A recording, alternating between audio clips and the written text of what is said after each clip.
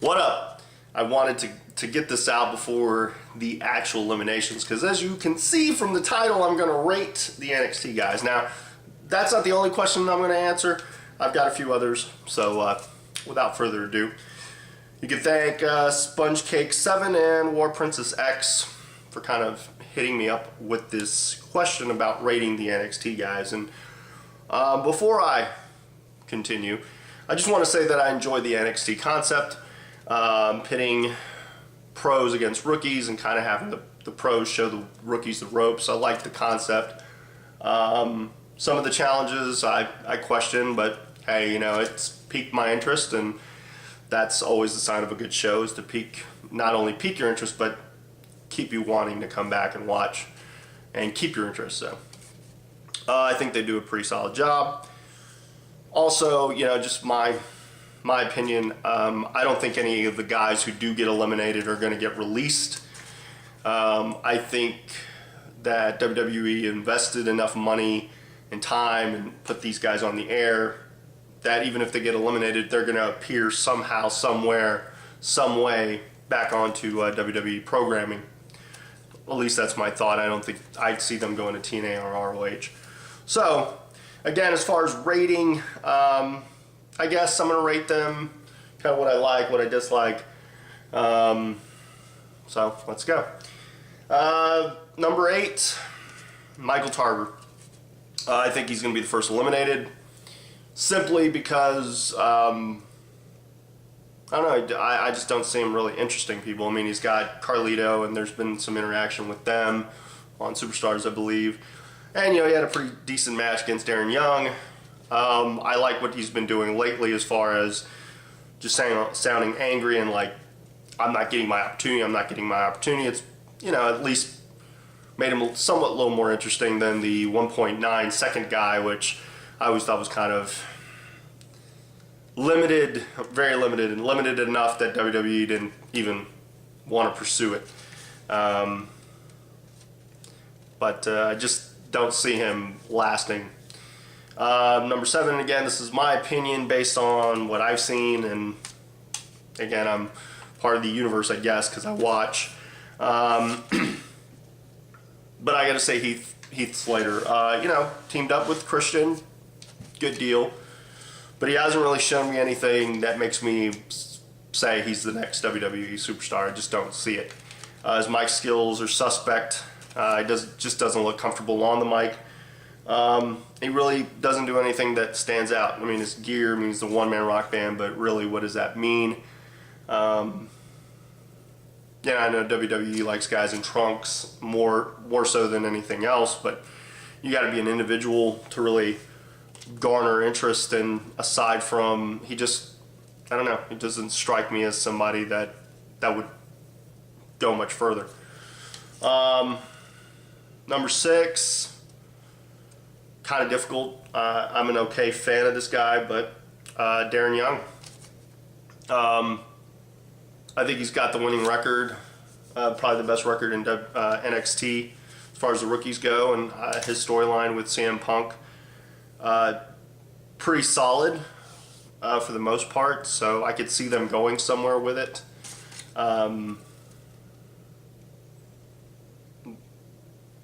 You know, it just reminds me of the suntan Cena, pretty much. You know, John Cena went and got a really good dark tan. That's what he reminds me of. If he shaved his head and put him, he could have been one of those guys at 25. But he's not a bad guy. Like, his match with Tarver wasn't bad, and there's just other guys I like more than him, unfortunately. Number 5, say David Otunga, halfway point. They've done a lot with him. You know, obviously he's got some crossover appeal, being Jennifer Hudson's dude and the father of her kid. And it just always makes me think, man, if I remained friends with Eva Longoria, who knows where my WWE career could be right now. I'd probably have one. But, I don't know, you know, he's not bad on the mic. It's kind of suspect. in-ring ability, but again, he's probably just gone through FCW, so not bad for a guy who's truly green. I don't know. Aside from dating Jennifer Hudson, I don't know what else he brings. The crossover thing will probably get him far, but I think they've done a lot with him, so we'll see. Number 4, I like Skip Sheffield up in that bracket. I think the guy's a hoss. I mean, literally well put together. Just reminds me of an enhanced version of Stone Cold Steve Austin, especially when he had the black leather or black vest with the lettering. I was like, wow. Give him a goatee and let some glass shatter, and let's see what happens. But I like him. He's solid, very solid in the ring. Having William Regal definitely a benefit. And their kind of dynamic works. But I think he's going to start peaking as the weeks progress, and I think he's going to show something. Number 3, Justin Gabriel. I think he's on the top 3 of a lot of people's list. He's just the South African AJ Styles. He's got the same moveset for the most part. 450's pretty. Needs some work on his mic skills, but he can honestly smile and the chicks dig him. And he seems creative enough. Being with Matt Hardy, that helps to a degree. As long as he can hit the 450, and he's a decent sized guy, so I see him being number 3. Number 2, Wade Barrett. Guy's gonna have a job regardless. He's very solid in the ring. Chris Jericho, you can't ask for better. As far as world history, world title history, so on and so forth. I mean, a guy who's worked and been, quality guy to have, showing you what to do. And I think Wade Barrett's a solid guy, very polished in the ring. And I think, being English and being as big as he is, it's only going to help matters. And that leaves me with number 1. Daniel Bryan. I've known Bryan. I've seen Bryan work since he was American Dragon, doing 3 matches in a night with Spanky or Brian Kendrick back at TWA days, back when he wore a mask, back before ROH. Solid in-ring guy, knows his psychology, been trained by one of the best, period, in Shawn Michaels, and been mentored by Regal. He's been all over the place. I think some people are concerned about his loss record. I would say 1 loss, but the guy has yet to win. But at the same time, I think it's very telling when you have a guy who's not very successful in the ring. Obviously, he came out with a bang, facing Jericho's first match, and Batista recently. Always puts on solid matches. The fact that the fans, regardless of what his win and loss record is, really like him is a testament to what WWE does well as far as when they want to put a guy and make a guy look good. And at the same time, they gave this guy a platform, and he's really done well with it. Seems very genuine with everything that he does, which is what makes a vet, really. I mean, the guy's been doing it for a long time. He can kind of sense what the people want, and I think he gives it to him. I think he will win it, only in large part because he'll be the ultimate underdog. Guys will want to see him. He'll get more and more impressive as the time goes by. Who knows, he might win a match here or there. I'm sure he's going to have to win a match at some point and win it somewhat convincingly, or at least squeak one out, But I see he's already got a storyline with The Miz. I think that's the way to go. He wins it. He challenges Miz. Miz is still United States champion, which would be kind of wow. Let's see if he even defends the United States title. I'll get back to that in a second. But yeah, I see Daniel Bryan. Much, he always gets my vote simply because he's a fellow indie guy and really has done well for himself. And now he's on the big time and he's doing pretty well there. So he'll always have my support. And I think more importantly, have the support of the internet community who see him as that guy. And hopefully WWE will listen because, he's getting over. Some other questions that I had. Hold on real quick.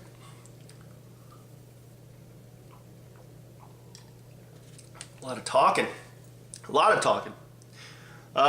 War Princess X also wanted to know who I felt had the best show between WWE, TNA, and ROH. To be honest, I don't see enough of ROH to really make a true assessment. What I've seen, I like. I know a lot of those guys. Those guys, when they were in Houston, they were more than cordial. You want them to succeed. They've got to put on shows that set them apart from everything else. And I think they do that. And they have a rabid enough following. But I don't see them enough, unfortunately. Aside from the video wires that I do catch and some of the stuff that shows up on YouTube, I don't get to catch a lot of the matches. I just don't have time to really sit there and watch shows that I, but who knows, maybe I'll start picking up. Having Daniels in their roster definitely can help them to some degree, but we'll see. TNA, it's hit and miss. It's always been hit and miss. Some stuff I like, RVD, I like Jeff Hardy. I mean, there's some guys, familiar faces, the band. Although Eric Young teaming up with them after being humiliated by them, I just don't get it. And sometimes you got to throw your hands up about most of it.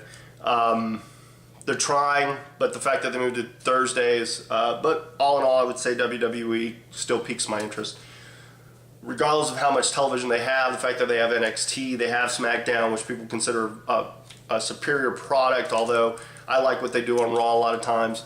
I like the video production. It's very big to me, especially now that I've done, been a part of some DVD making processes. I can honestly say that the video product is second to none. They know how to tell a story. They know how to get it across. They're making movies. Everything seems so formulaic, but at the same time, they're able to just really gel a lot of things well together that I think a lot of companies don't do well. And that's sad to say. I think, TNA and ROH could just take notes as far as what they do well. And, in ROH's sense, just try to be different. TNA, try to be different. Try to be different. But who am I? I got another one from... Oh, and there was one more from War Princess, and I'll get to that at the tail end of this. It's OSOAZUL. Will a large promotion ever work in Houston? Not as long as there are smaller promotions that use similar talent. I think if somebody pumped in a lot of money and brought in a pretty good crew and it just hit some kind of magic thing, maybe. But there are a lot of promotions throughout Houston, and depending on what you mean by large promotion, you're saying you want a promotion that's constantly running, bringing in names, so on and so forth. I just think the economic climate has a lot to do with that, and I know for a fact that not a lot of wrestling companies are making a lot of money. So, in Houston, TNA can't really even draw. Who knows? Maybe they will, but if you're not WWE or you don't have a WWE talent, and it says WWE. I don't know if people are going to come in droves. So, I know that may not answer the question, but sorry, that's as good as I can do. Bellehem, I guess, Belleghem. Did I hear about terrorist threats about Mickey James' release? No, I didn't. And what are my thoughts on Daniels being released from TNA to go to ROH? I don't see TNA really feeling like they're missing out with Daniels. They gave him his time, gave him his chance, and he parted ways. Whether he parted ways or they parted ways, or it was just amicable, or he didn't re-sign or whatever. I'm sure Daniels didn't like his position or just felt like he could do more on the indies and do more stuff that he wanted to do. Daniels is at that time in his career where he probably just wants to have fun, have a good time, make a decent paycheck. He can. He's still got name notoriety. He's a solid enough worker. I think he will help any roster, and helping ROH most importantly at this time. I'd also like to see Christopher Daniels, the Fallen Angel, like its truest, what it was truly meant to be. I think at ROH you could probably do that more so than at TNA or WWE. PCW Fan 18, when am I coming back to the DFW area? Well, I'll be real honest. It's not really up to me. There are plenty of companies out there. A lot of the guys that I know within those companies, I've either booked at one point or worked with at one point and done business with at one point. I've always tried to be pretty forthcoming with whatever advice I could give. There are a lot of companies that say they're interested, and then that's all I hear. Oh, we're interested. We'll get to you. We'll get back to you, so on and so forth. So it's kind of like I'm not going to approach a company, but I'm always open to listening to their ideas. I help with a lot of shows in the Houston area and around, and elsewhere. I'm starting to branch out a little bit. So, if of a company that you want to see me on, the best thing to do is to hit them up and tell them that you want to see Steve DeMarco, and you'll bring so many friends if Steve DeMarco shows up, and then the promoter will go, hey, I bring DeMarco, that's an extra 10 or 15 more people to see my product that wouldn't have seen it otherwise. Okay, he's worth the pay. So there you have it. Now, War Princess X asked me, names I've met and my opinions of them. Well, names I've met. I used to train at Booker T's PWA. I was there for a little over 2 years. And in that time, he had quite a few people. I mean, aside from Booker T, who I have immense respect for. Short list. Oh, man, it'd be hard to be a short list. Team 3D, cool cats. Jay Lethal, awesome dude. Hernandez, known him a long time. We're friends. Vance Archer, knew him when he was Lance Hoyt. Actually, I knew him when he was Lance Steele. No, when he was Shadow. I've known Lance a long time. Super cool guy.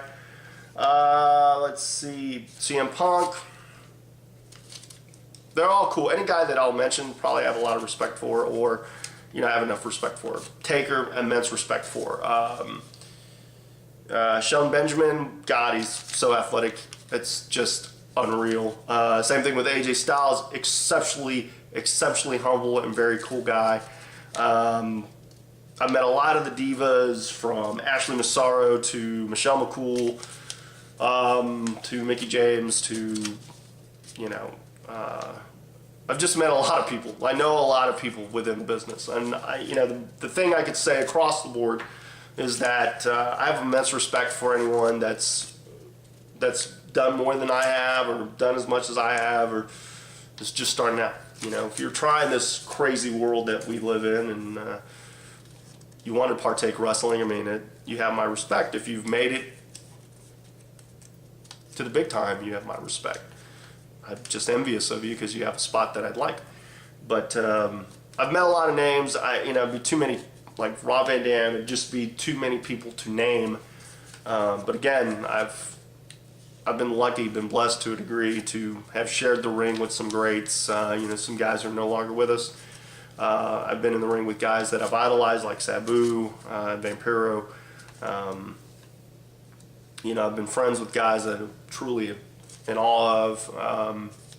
And there's some guys that you wouldn't know that are in the indies that are top-notch talent, and with the right look and the right time, can be something. So, I think that's important too, is to know the indie guys, the guys who are working for very little and just doing it for the passion and love of the business. But I think that's about it. I'm not sure what my next video is going to be. I'm always open to ideas, so feel free to give me some.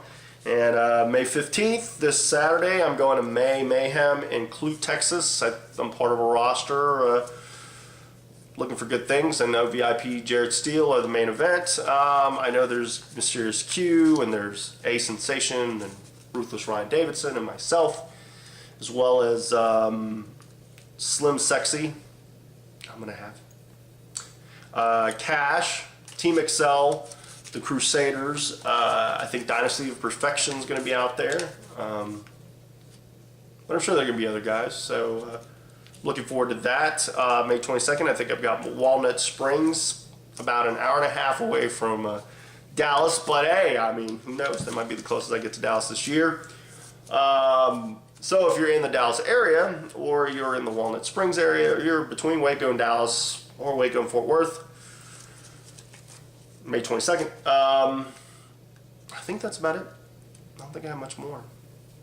I just want to say, stay cool, stay sexy, stay classy. Give me feedback, people, and that'll keep you cool, sexy, and classy. But wait a minute.